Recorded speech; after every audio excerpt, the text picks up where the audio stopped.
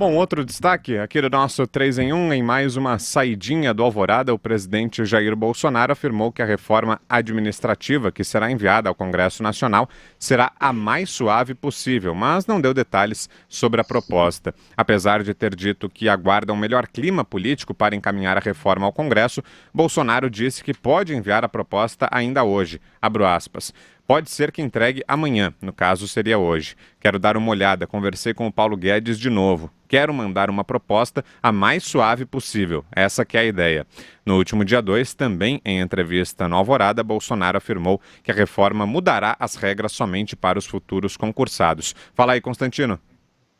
Olha, essa questão foi debatida ontem pela gente e eu sou da opinião de que é um tema sensível do ponto de vista político, mesmo que afetando apenas novos concursados, né, servidores públicos, porque é óbvio que quem está lá tem interesse em manter privilégios e a ideia, a imagem por trás do serviço público como está hoje. Sempre que vai mexer em regras, ainda que para frente, isso de alguma forma deixa a turma ouriçada e atenta, né?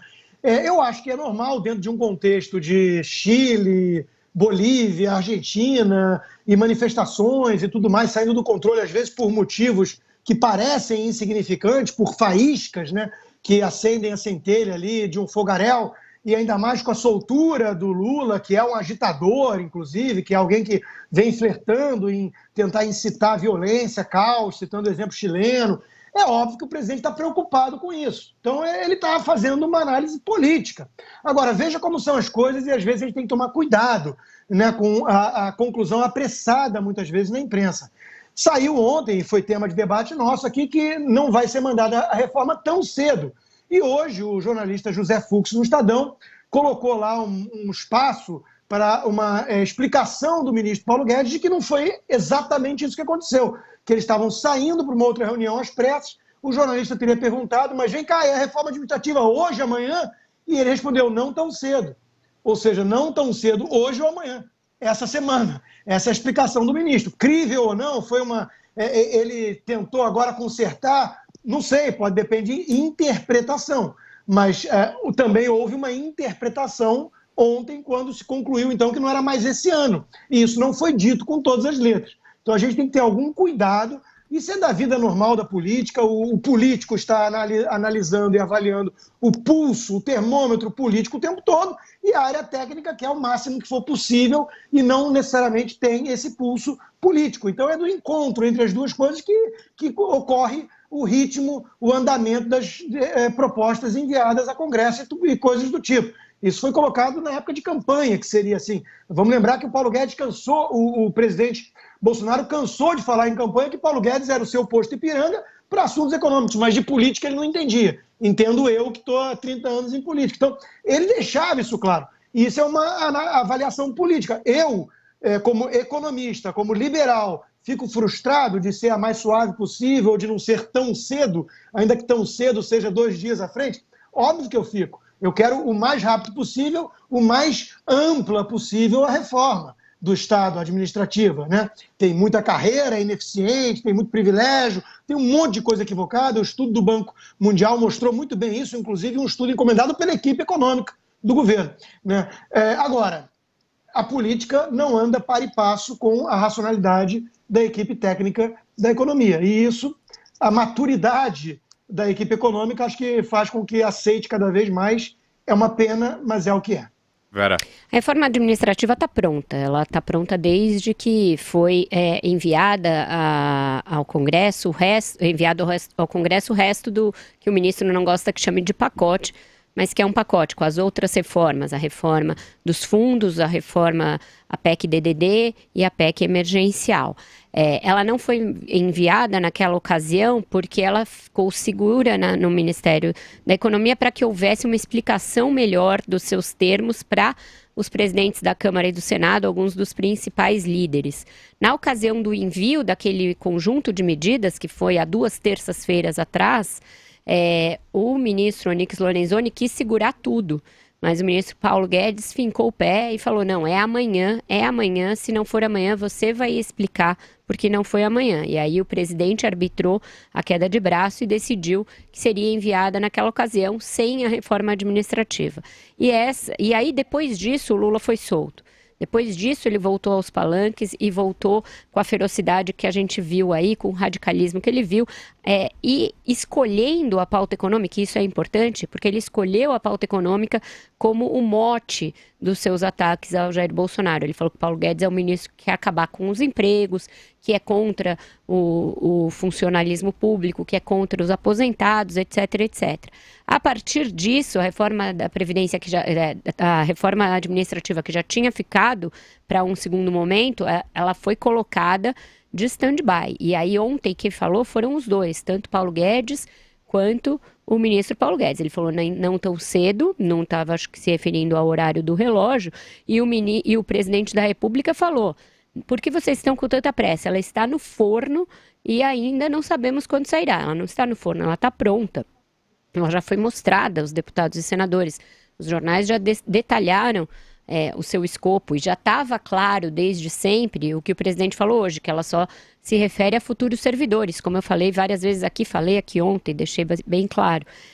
Então, o que está aí ditando o timing do envio da proposta é, de fato, uma decisão política de, ainda neste ano, comprar essa briga, que é uma questão aí principiológica também, né? Os servidores que entrarão daqui para frente, eles devem ter estabilidade, carreiras que não são típicas de Estado, devem continuar tendo a sua contratação por concurso, qual é o período de estágio probatório antes da estabilidade, tudo isso está na reforma administrativa e tudo isso é muito importante para o equilíbrio futuro das contas, não só as federais quanto as dos estados e municípios, porque diz respeito a uma mudança real de paradigma e muito grande. Você vai deixar de contratar todos os servidores públicos, até os ascensoristas, até funções que não são típicas de Estado, pelo regime jurídico único, que dá a esses servidores estabilidade, que faz com que eles não possam ser demitidos, e dá a eles uma progressão de carreira que não existe na iniciativa privada, para essas funções que não são típicas de Estado. E também preservaria as funções típicas de Estado. Quais são elas? Auditor da Receita Federal, delegado federal, coisas que só existem no guarda-chuva de Estado, são carreiras de Estado. Essas estariam asseguradas e preservadas. Então, uma reforma inteligente que bebeu em várias fontes aí, que já existem de propostas de reforma chamado RH do Estado, como a da economista Ana Carla Abrão, que é brilhante e que tem uma proposta antiga e muito consistente a esse respeito e foi ouvida pela equipe econômica para que eles formulassem a deles. E agora isso está no stand-by, está no estaleiro político para definir o melhor momento da conveniência. Eu acho que esse é o primeiro efeito colateral realmente nefasto dessa polarização e desse discurso populista que o Lula adotou desde que saiu, ainda mais populista, desde que saiu da cadeia, porque ele ignora que o desemprego é um legado do PT, ele ignora que a recessão prolongada é um legado absolutamente do PT, que o PT foi quem fez uma política econômica que privilegiou os amigos do poder por meio de subsídios do BNDES, por meio do Petrolão, por meio do Mensalão, e ele tenta jogar no novo governo a responsabilidade pela nossa crise fiscal e econômica, o que é absolutamente mentiroso, não é possível de se dizer. E aí, em reação a isso, a reforma vai para o stand-by. Eu acho isso uma pena.